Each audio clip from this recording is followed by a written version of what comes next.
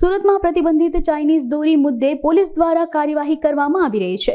શહેર પોલીસે પાંડેસરામાંથી અમદાવાદ ડિલિવરી માટે જઈ રહેલા પ્રતિબંધિત ચાઇનીઝ દોરીના કન્ટેનરને ડિંડોલી સાઈ પોઈન્ટ નજીકથી મોટી માત્રામાં જથ્થા સાથે એક વ્યક્તિની ધરપકડ કરી છે।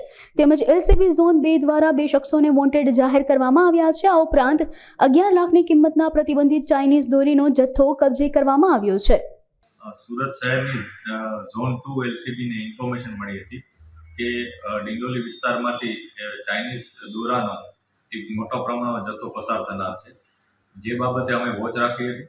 આ વોચ દરમિયાન ડિંડોલીમાંથી જે ટેમ્પો પસાર થયો એને રોક્યો હતો। રોકતા એમાં અમે જે ચેક કર્યું હતું તો ચેક કરતાં કુલ 2880 યુનિટ જેને ચાઇનીઝ માંજો કહેવાય છે એ ચાઇનીઝ માંજોનો જથ્થો પકડાયો હતો અને એની અંદાજિત કિંમત 11,52,000 થાય છે। જે આઈસર ટેમ્પો છે એને 10 લાખની કિંમત ગણીએ અને એવી રીતના ટોટલ 21,52,000નો મુદ્દામાલ પોલીસે જપ્ત કર્યો છે। આ ઘટનામાં પોલીસે જે ડ્રાઈવર છે જેનું નામ અનિલ શંકરલાલ મીણા છે એની ધરપકડ કરી છે। આ જથ્થો એ અમદાવાદ લઈ જનાર હતો એ પ્રકારની પ્રાઇમરી ઇન્ટ્રોગેશન દરમિયાન પોલીસને મળી છે। જે અમદાવાદમાં કોને મોકલનાર હતો એની અત્યારે પોલીસ તપાસ કરી રહી છે અને જે પણ વ્યક્તિ આમાં સામેલ હશે એના વિરુદ્ધ કાયદેસરની કાર્યવાહી કરવામાં આવશે। આજે ચાઇનીઝ દોરી જેને કહીએ છીએ એ ખરેખર સિન્થેટિક પ્રકારનો એક નાયલોન અથવા અન્ય મટીરિયલનો દોરો હોય છે કે જે કોઈ પણ રીતના તૂટતો નથી। સામાન્ય રીતના જે ખીંચીને તોડવામાં આવે એ પ્રકારનો દોરો નથી હોતો અને એને વધુ સ્ટ્રોંગ બનાવવા માટે એના ઉપર કાચ, લોખંડ આ પ્રકારનું મટીરિયલ લગાડી અને એને વધુ સ્ટ્રોંગ બનાવવામાં આવે છે અને એવી રીતના એ ખૂબ જ ઘાતક બની જાય છે। આ એટલો બધો ઘાતક બને છે કે એવા પણ બનાવો બન્યા છે કે જેનાથી લોકોના ગળા કપાયા છે, કેટલાક લોકોના જીવ પણ ગયા છે।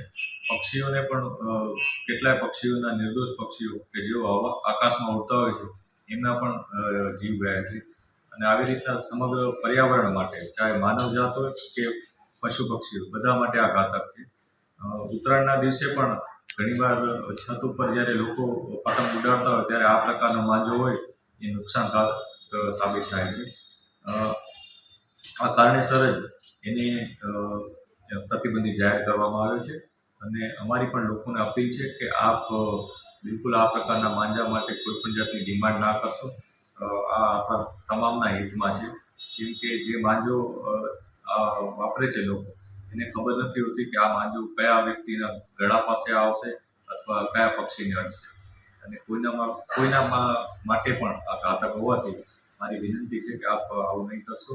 એ સાથે સાથે પોલીસ પણ પોતાની એક અલગ ડ્રાઈવ રાખીને અને આ પ્રકારની ઇન્ફોર્મેશન મેળવીને આ પ્રકારના માંજા ઉપર કડક કાર્યવાહી કરવા માટે સતત પ્રયત્નશીલ રહે છે।